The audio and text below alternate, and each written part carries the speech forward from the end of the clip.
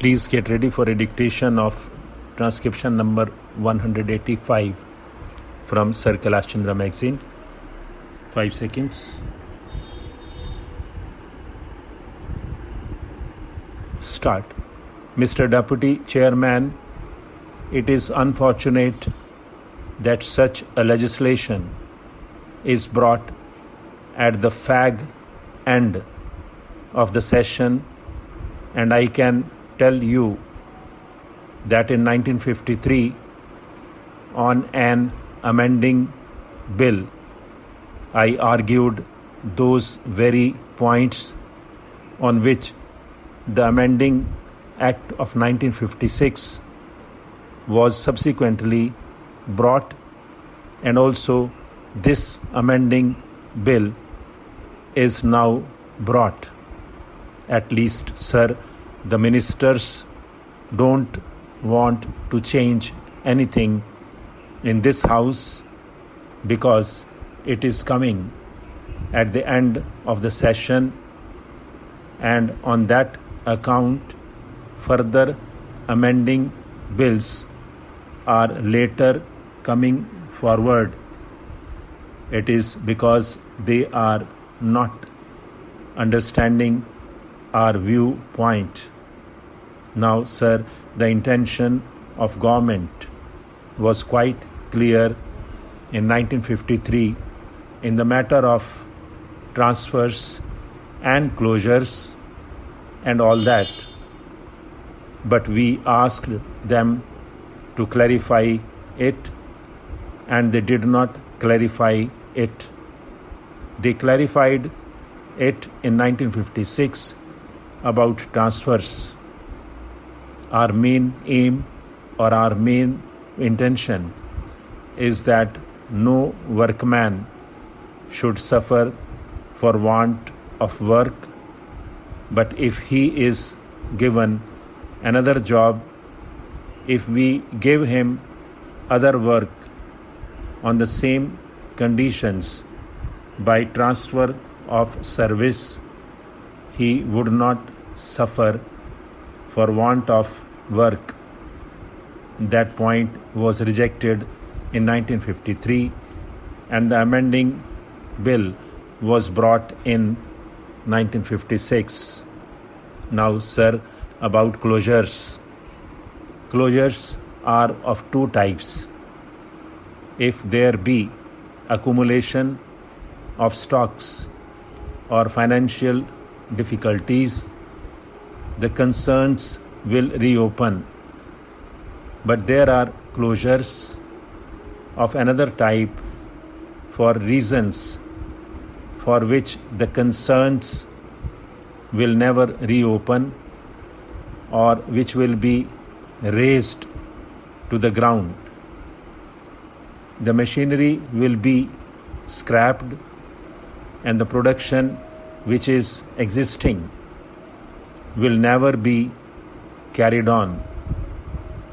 Even in such cases, sir, I know the intention of the Honorable Minister is to give compensation, and I think, sir, whatever may be the intention of government, whatever we argue will not be fully realized. But I can say that the implication of this is that when a concern is to be scrapped, then the workers are to be given compensation to the extent of 30 or 40 years of their service and 15 days pay, and the amounts may go to the extent of 12 to 15 lakhs of rupees, and the creditors who are there may not be paid at all.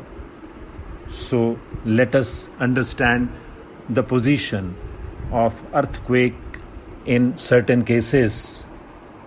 In that case, sir, we have to view the matters from a different angle, whether we view it or do not view it from that angle, I think it is for the Honorable Minister to examine, especially because he is also the Minister for Planning and he is also responsible for the industrial development of the country.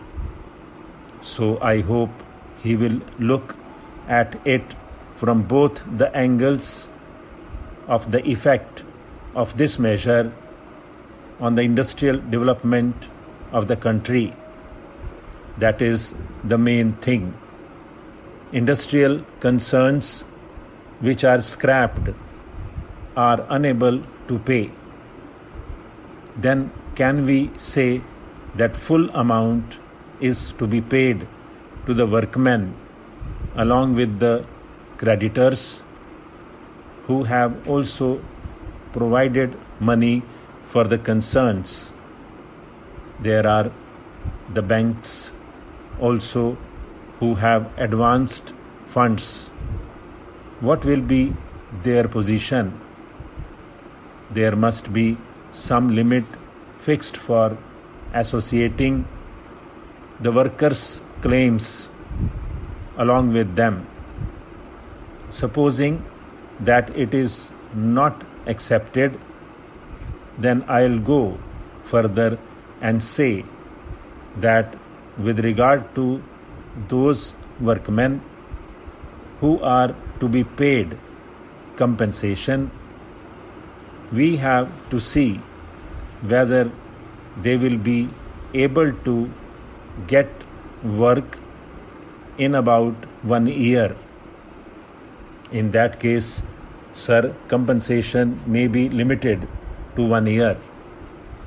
I'm sure a system can be devised that within 1 year a worker is provided with work, and I'm making a suggestion to the Honorable Minister in this respect that there must be a decasualization scheme enforced in important centers where there are 60 units or 100 units working full hours in a week.